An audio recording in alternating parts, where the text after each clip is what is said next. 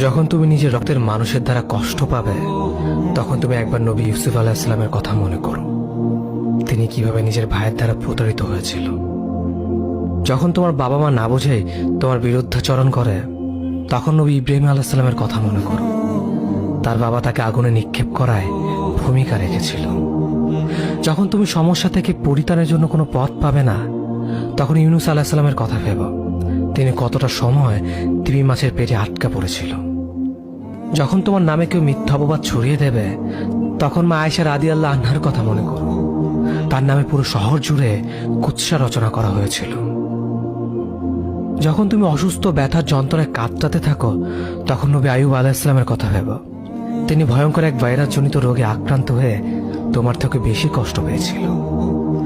যখন তুমি দিনের কোনো বিধান নীতিতে যুক্তি খুঁজে পাও না, তখন নবী নূহ আলাইহিস সালামের কথা ভেবো।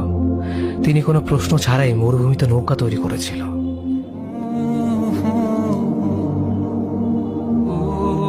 যখন তুমি আত্মীয়স্বজন, পরিবার, বন্ধু বান্ধবের কাছে হাসির পাত্রে পরিণত হও, তখন তুমি শেষ নবী হযরত মুহাম্মদ সাল্লাল্লাহু আলাইহি ওয়াসাল্লামের কথা ভেবো।